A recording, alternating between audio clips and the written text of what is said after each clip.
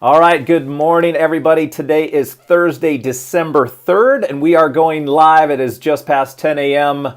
Here in Phoenix. We were off last Thursday for Thanksgiving, so we're going to be back and try to catch up on a few things, catch you guys up on a few things, and hopefully take a few questions. So stay tuned.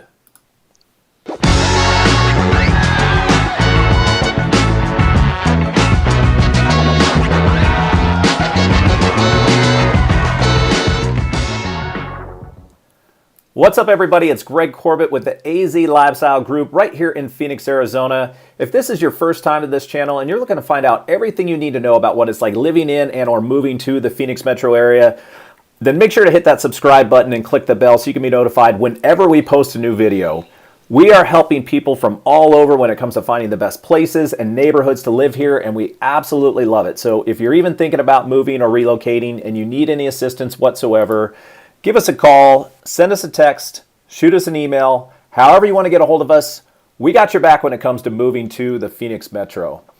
All right, so let's not waste any time. Let's bring our good friend and partner back in here, Rudy with Prime Lending. Rudy, good morning. How are you, sir? Good morning. I'm doing great. And yourself? Happy post-Thanksgiving. I hope you got a chance to eat a lot of food and spend some time with family. Same to you. Yeah, I think we did pretty good. Obviously, everybody had a little bit different Thanksgiving this year than the past, and with scaled down gatherings, and just trying to do the best you can to stay healthy and safe and keep everybody else the same. So, but overall, it was good. We had amazing weather. We spent the entire time outside, and it was good. We enjoyed it. How about you? Oh my gosh, the weather, absolutely amazing. I had family in town from Texas, and they would not stop talking about how amazing the weather was. So yes, we got so lucky because last year we hosted Thanksgiving as well, and the weather was not as nice as this year. It was a little cloudy from what I can remember, but this year it was perfect. And we were so glad to be able to host it. And like you, we were pretty much outside 90% of the time. We ate outside and we just hung around outside, and we couldn't have asked for a better time. Yeah, no, it was great. Again, we wish we would have had a few more people with us, but outside of that, it was awesome. So definitely had a good time. And then we've got a good morning from Kanisha. Kanisha, good morning to you. How are you? Happy belated Thanksgiving to you. Hopefully you and your family had an awesome Thanksgiving as well. Thank you for joining us. Good morning. But Rudy, there's so much to try to catch up on. I mean, the past couple weeks have been a blur. Obviously, I think a lot of us tried to take some time off, enjoy the holiday, enjoy time with family. But things are still moving along. It's still very busy. I know you've been probably slammed not only on the purchase end side, but also when it comes to refis and everything going on there. Give us an idea of what you're seeing on your end. Yeah, it's not slowing down. Usually this time of the year, fourth quarter, end of years, when people kind of put on the brakes a little bit and stop their house search, or they just get busy and they just slow down. But it hasn't been the case this year. Obviously, housing is one of the few bright spots in the economy. And when the lockdown started back in March, April, May, there was a lot of slowdown then, but all that pent up demand from those times has now come to fruition, and it's going to continue. And the experts are saying that in 2021, rates will continue to be as low as they are now. So there's no light at the end of the tunnel, I guess you could say, when it comes to slowing it down. But that's a good thing. It keeps us busy. No, for sure. And I'll bring up an article here. We'll say good morning to Yves. Good to see you as always. Morning, and Yves. then hope you had a great Thanksgiving as well. And then, Kanisha, you say you're moving at the end of March. And glad to catch us live finally. Glad to have you here live, and definitely let us know how we can help guide you. And then Rudy, I'm gonna let me bring this up here because I was just looking at this this morning. This hit ABC 15 this morning. Now take this for what it's worth. We all know that news can be slanted sometimes, and you never know what you're going to get. It depends on the source, but We've talked many times, and I know you might not be able to see this from your end, but it's the ABC 15. It says that Valley housing market to remain one of the nation's hottest in 2021, and it kind of takes you down like what they're expecting. This is from Realtor.com and kind of the growth they're expecting, everything like that. And I know we've had many conversations on not knowing truly what to expect because we've been in such a hot market in this area for so long. People, obviously still have bubble like fear in their mind from when we went through a crazy housing, whatever you want to call it, back in 2008, 2009, 2007. And so now they're like, okay, when is this bubble going to potentially burst? And based on everything that's happened, based on COVID, based on people moving, it seems like we're not going to have any kind of slowdown based on the numbers right now. No, what I think in my unprofessional experience or opinion, I guess you would call it, I think that what's going to happen first is affordability is going to slow down this growth, meaning prices are increasing. I think Phoenix, last time I saw from last year, this time last year has grown about 11 to 13% in price appreciation, which is about 4 times the national average that you could expect in 1 year. So prices have gone up almost 12% in Phoenix alone. And if it continues in 2021, another 11, 12, 13%, we're unfortunately going to get to a point where buyers just cannot afford this growth. So what's going to happen? What's going to have to happen, and it's just going to be driven by the market, not by any one particular thing. It's just that people aren't going to be able to buy at these prices, these elevated prices anymore. So it's going to cause naturally prices to just not increase as much because the demand is going to go down, which is then going to increase the supply just naturally and organically. So my recommendation is to, if you're able to buy something now, I know it's easier said than done because of just the high demand, but if you're able to do it now, go ahead and jump on it and take advantage of the rates because they're going to continue into next year.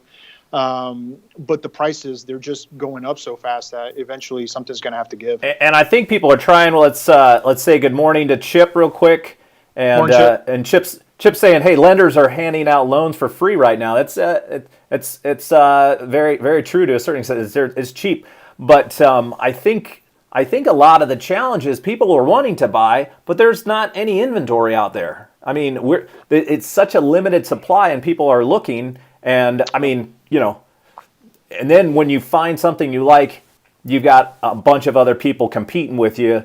So it hasn't been obviously the easiest for buyers. Obviously, if you're a seller and you're taking advantage of it, obviously, hopefully that's good news for you. But then if you go back and you buy again, it becomes a challenge. And then, Kenesha, let's say you're relocating for your job. Problem is you have 3 children. We're going to try to find a safe and affordable area with great schools. Yeah, we hear that quite a bit, and we'll try to guide you. I know just kind of going through during our tours. I don't know if you've seen any of our tours that we've been going through. Everybody's affordability is a little bit different, so it just depends on what your level of affordability is that makes sense for you. Hopefully, like we said with the rates, that'll keep your payments down, so maybe you might be able to increase budget a little bit than what you thought because of these great interest rates. But let us know kind of what areas you're thinking of, because a lot of it, I don't know if you're working remotely, Kenesha, or you're going to have to go into an office. But if you want to stay close to work, let us guide you on that as well. But Rudy, let's go back and talk again about just what the solution is for the problem, because we have people coming in from all over. People want to be living here that are dealing with other circumstances. Plus, we have people living here that are trying to find it. So what's the solution, you think, to slow it down? Well, to slow it down, I think the solution is going to be, unfortunately, that sellers are just going to have less offers. There's going to be less demand out there, possibly rates going up if that does happen. I wouldn't call it a solution, but that's probably going to be what could potentially cause the prices to not shoot up, but maybe just grow at a healthier pace. Yeah. I don't, all those crazy loans and mortgages that existed back in 8, 9, and 10, they no longer exist. Yeah. So it's not necessarily going to be something where a ton of people are going to be foreclosing on their homes. Now, we have that deferment / forbearance issue with people that are currently in those programs, and that remains to be seen next year, because if a lot of these folks that are now getting out of forbearance and deferment in the first quarter of 2021 start having problems making their mortgage payments, then that's going to cause a completely new issue that could maybe cause prices to stabilize or potentially go in a different direction than where they are now. So a lot of moving parts. One of the strategies that we're doing for our clients that are out looking for homes that want to maybe qualify for a little more because at their particular price range they're just being outbid, is to look at buying down the rate, whether it means if you have a little bit of extra money to pay points to lower your interest rate, because the lower your interest rate, the lower the payment, the lower the debt to income, which means you can qualify for a little bit more house. So it's a strategy that we're implementing.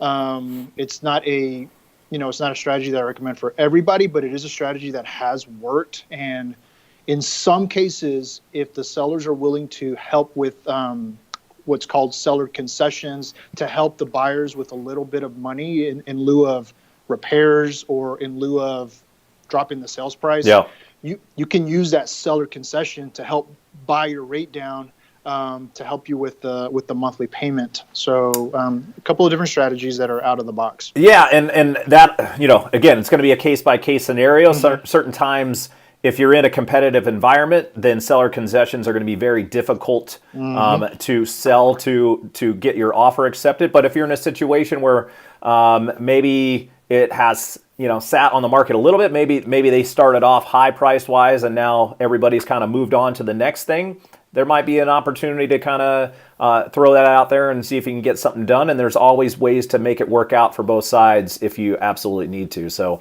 I definitely think that's a good idea to discuss and see if there's a way to make it work. With the rates where they are, if you think you're going to be living in the house for, I'd say at least 3 to 5 years, then it probably makes sense. Yeah, and the lately the seller concession scenarios that I've been coming across have been mostly once the inspection is back and there's some minor things that need to be repaired. Yeah. A lot of sellers, instead of fixing them themselves, they'll just give the buyers, a few $1,000. Yep. And that's becoming a little bit more common than before you go into contract, at least from what I'm seeing on my end. Yeah. That's how we've been able to work the payments out a little bit and kind of get a little bit creative when it comes to moving the money around for our buyers' benefit. Yep.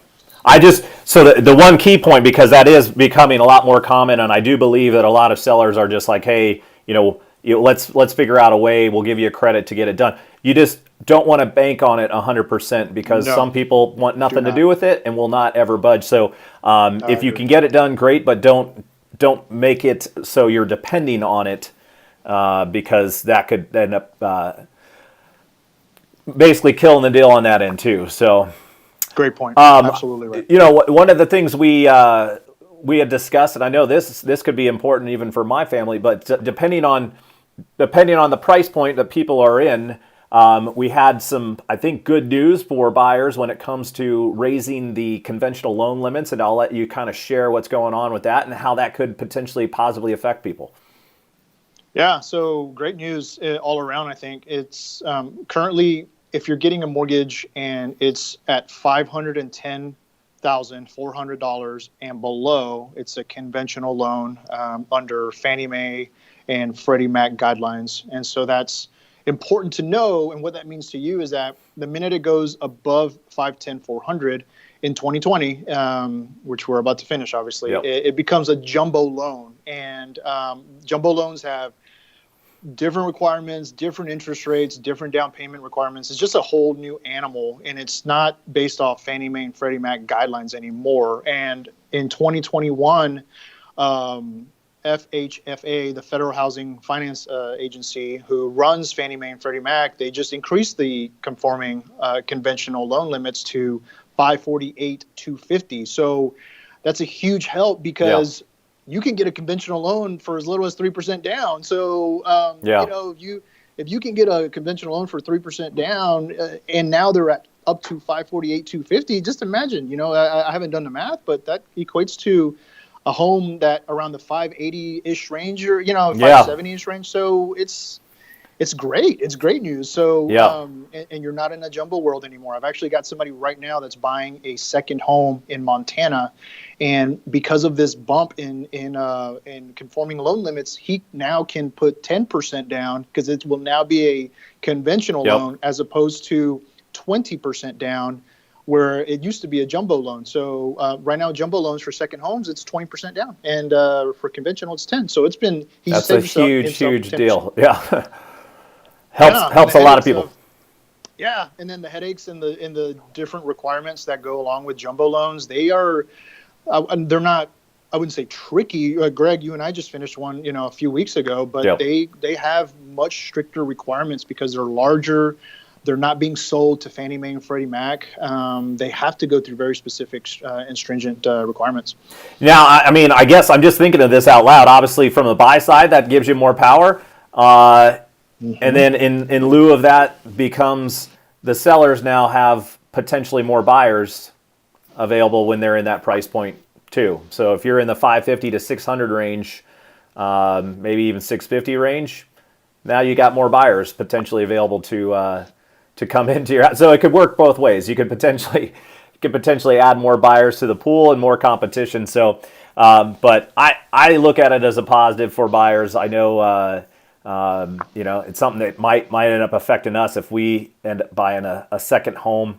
And for anybody who's been watching our Flagstaff stuff, we've got another one coming up soon. We just finally put that together. So yeah, you can kind of see our process going through that. Yeah, and I saw Flagstaff was on a list a couple weeks ago of top suburbs in the country. I think it was like number 2 or 3 in the country of growth. It was this particular company was tracking suburbs, like small suburbs, and Flagstaff was on the list. It's funny. I've never thought of Flagstaff as a suburb of Phoenix, realistically, but I guess it makes sense. It's only 2 hours away, and for I don't know how many people would be commuting back and forth. But again, if you can work remotely and you don't have to go back and forth, and you can have a way to beat the heat during the summer, and it's definitely something that makes sense as far as a suburb of Phoenix, I suppose.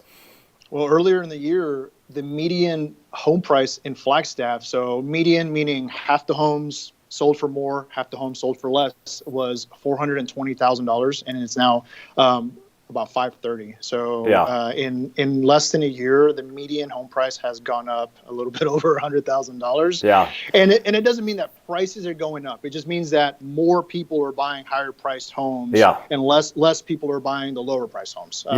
So it's just one of those things where I'm sure it's a combination of both. I'm sure, like going back and looking at some of the stuff that we see listed right now, and you could do the same thing here in Metro Phoenix. If you're looking at what stuff was selling for a year ago in certain neighborhoods versus what's selling for now, it's definitely a big difference. But for anybody that's coming in and they're like, hey, did we miss the boat? I don't think so. I think you still have plenty of opportunity to still get in, still grow some equity, and really, again, I think for a lot of us, it's, do we want to make a smart decision on the purchase? 100%. You never want to get into a situation where you get into a purchase and then all of a sudden there's some sort of market conditions that happen that now all of a sudden you're upside down. But on top of that, you really want to find the place that you want to call home for a while, that you really can grow into and have the environment you want, especially with the conditions that we've been in over the last year. And I think you saw some good news, and we've seen some good news regarding mixed with all the bad, obviously, when it comes to the vaccine and, potentially getting back to some sort of normal next year if all this goes as planned. I'm cautiously optimistic about that. But But I like hearing some good news, and I think you saw something that you thought was positive as well. Yeah, so this morning there's a company by the name of KBW, and they track economic recovery, and they focus on 13 economic indicators from like I think it was saying that they track from like table reservations at restaurants to like railroad traffic. I mean, they track so much in terms of economic recovery and activity. And according to their analysis, pre-COVID, the index was at 100. So 100 being kind of the baseline. Things were great. In the middle of COVID, April, May, it dropped down to 50. So obviously things were not going as well in the middle of all of it. Right now we're at 80. So we're about 20% off what pre-COVID levels were looking like. Yeah. And their expectations are also, they did say, are contingent on a vaccine and on some economic stimulus becoming a reality here in the foreseeable future. Right. But they're anticipating August of 2021, based on what they're seeing as of today, that we should get back to pre-COVID levels. So it's exciting news. Yeah. We're not out of the woods yet by any means. They did make it very clear we're still under a lot of pressure. Sure. But well, those contingencies are pretty huge. Number one, having a vaccine that works and people take, and number two, having the stimulus package, which, as a lot of us have seen, that's a mess. But yeah, but both of them are still likely. If I had to bet on them happening, I'd say I'd feel pretty good about it. Even though if it didn't, I wouldn't be surprised either way too. Yeah, well, the pros or some of the positives are obviously housing. Housing has been a huge positive for our economy. So have retail sales recently. People are now finally more comfortable with purchasing, albeit it's more online. Yeah. But, people are having a little more confidence with purchases. So those are going well. But jobless claims still are slightly on the uptick, which is not great news. Yeah. So we'll continue to monitor that stuff. But yeah, I found it interesting that in August 21 is when we supposedly will get back to pre-COVID levels. Well, and hopefully for anybody who was in the environment of employment situation that was highly COVID affected, maybe some of the stuff that might be going away or might not be returning. Maybe there's some other opportunities that have come up from the silver linings of this stuff that people could jump into and hopefully have a even better position than they did before. Mm-hmm. Yeah, absolutely. With jobs now being available more on a remote basis, I think that does open up the possibilities. I saw yesterday on TV that Amazon is hiring 2,800 people a day, not a month, not a quarter, a day. They're hiring 2,800 people, and that's across the U.S. I'm guessing. Across the U.S., probably across the world. I didn't know what it was, but yeah, who knows? But well, I thought I saw something the other day that like there were so many people because nobody's going out and about, so there were so many people online ordering that they like bogged down the entire delivery system. Like now everybody in the delivery system.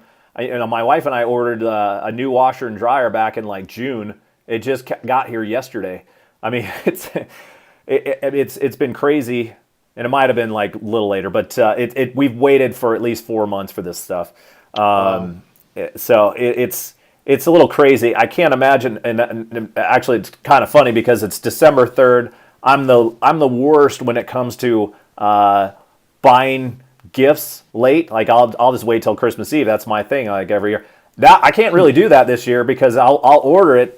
Even if I ordered it tomorrow, it probably won't even get here till next Christmas now with all this delivery problems. Right. I'm going to have to figure something out, Rudy. Yeah, no procrastination this year, unfortunately. We got a question. Do you guys recommend a month-to-month or 6-month lease since my house is going to be ready in June? So I take it you have a new build that's under construction, and it's going to be ready in June. It's a good question because I would say based on, it really depends on the builder to a certain extent. Your builder's probably going to tell you that they'll be probably ready in that time. There is a very likely chance that it will not. And I would say a lot of that stuff gets pushed back. everything's case by case. I don't know your exact situation. There's a possibility that certain builders might be able to get things done a little sooner rather than later. But my experience has been builders will say, here's your expected date, and then you tack on another 3 to 4 months after that because of, number one, the demand on construction right now, and builders just get bogged down, and there's so much going on. So, and you're saying near good year. It depends on the builder. I wish I could give you like a concrete answer for sure, but I would probably guess that it's probably going to take a little longer than June. So maybe get the 6 months and then go month to month after that if it's possible. Any have you heard anybody going through that situation on your end, Rudy? Yeah, it's really been a case by case. A lot of builders have been not so specific on their closing dates. They'll say it's around June, July because of the reasons you just mentioned. In terms of renting, I think that a month to month is going to be probably higher per month, more expensive than if you were to sign a 6-month lease. So maybe you can explore those options and kind of see what the cost difference is. If you're expecting to be there at least 6 months, then it might be more advantageous for you to sign a 6-month lease instead of paying month to month, maybe at a higher rate. I would explore to see if that is the case. And then, like you said, Greg, if it boils over to July, August, then you could go month to month then. Yeah. Well, I think the challenge is too, like when you're going month to month, is you don't have any security. I mean, that would be a very important conversation to have with the landlord, to be like, hey, I don't want my, and again, like when you're month to month, anything can change. They can be like, hey, we're going to start increasing rents because we've got somebody else who wants it. Or they can be like, hey, we have a situation where now we've got to move on to something else because of a situation. So to have that, at least know that you can stay somewhere for 6 months and be okay. Like, obviously that is worth a little bit as well, to not have to worry about moving, because nobody likes moving. Moving's not fun. Not at all. No, good points. Good advice. I'm trying to think of anything else, Rudy, that we've been kind of seeing over the past week or two that we might not have caught up on. I mean, again, like the market continues to stay the same. I would say I've seen a little bit of slowdown on a couple of my listings. They are $1 million plus listings. So they have like a more limited buyer pool for what they're at, but we've seen there was a little bit of slowdown last week when it came to people going and looking, but in a lot of areas, when you hear from the forums and other agents working, it doesn't seem like a lot of areas have had any slowdown whatsoever. No, I don't see any slowdown either.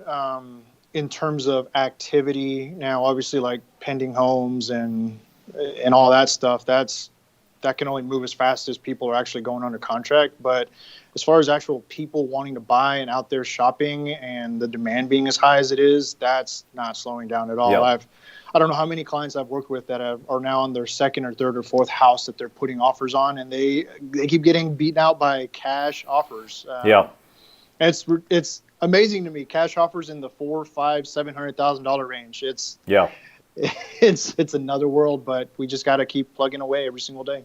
Yeah, and I had a situation, and it was on one of my listings, but we had a cash buyer that was net value, like, on a 1.5 house, that would, the seller would have netted another 50, 60 plus if they would have gone with the conventional loan. They took the cash just because it was quicker, and they thought it was less risky.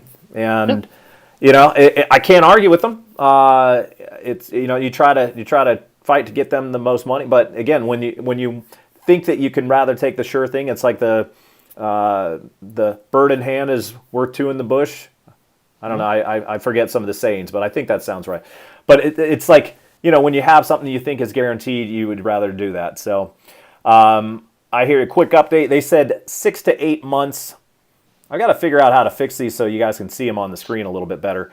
So so that sounds like typical builder language when they give those kind of rough estimates. And I'd still, if I had to guess, I'd say longer. And again, you might have a builder that is really good at staying on time. I know some of these larger builders, D.R. Horton comes to mind, that they just churn and burn, and they get houses done. They don't really get paid off of the profit margin. They get paid on getting houses done. So some of those builders like that, I mean, they'll get those houses done quickly and close. But some of the other builders just don't have that kind of production and manpower on the construction side to move those houses as quickly. So hard to say.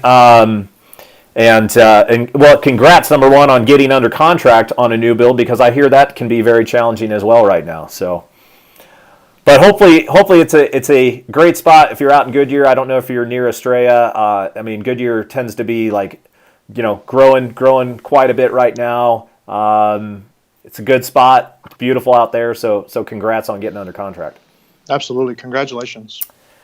If anybody else has any questions, feel free to, we'll give you another minute or so.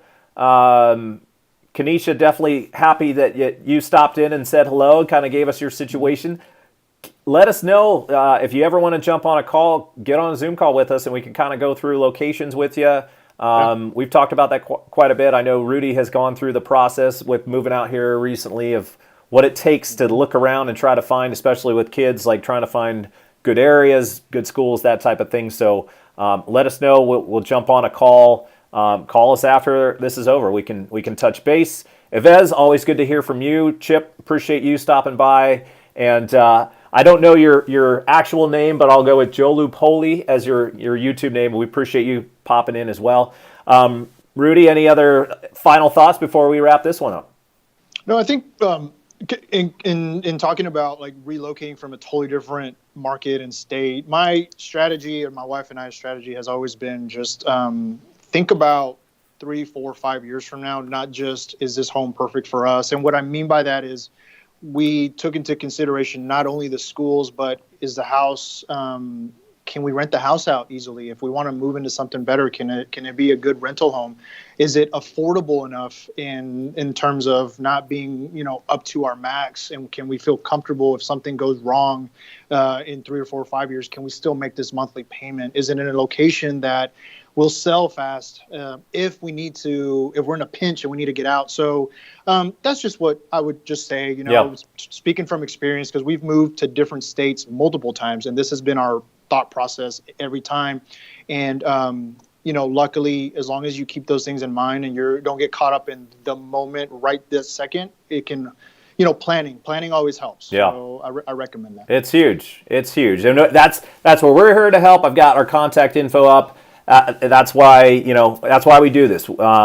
So please reach out and set up a time. It's fun for us to get to know you guys and your stories, hear what's going on, and we're here to guide you however we can. So reach out however you want to. We're here to help. So Rudy, always good to catch up, man, and glad hopefully you're rested from a nice week last week, and then we've got December that's going to be always crazy as December goes, but we got the nice weather to at least enjoy that. It's been fun cruising around the neighborhoods. I think everybody's even more festive this year with their lights and decorating and everything, so that's been fun, kind of going on walks at night and checking that out, especially with our daughter. So hopefully you're doing the same on your end. Yeah, we have been, and you're right. It feels like the festivity feel, or the festive feeling is out there a little bit more. I think people are ready to feel some sort of fun and caring in their lives. So 100%. We're there too. Well, cool, man. Well, enjoy your day. To everybody out there, to those who joined us this morning, thank you. To all those who might be watching later on, we appreciate you watching, and we'll catch you guys next week. Take care.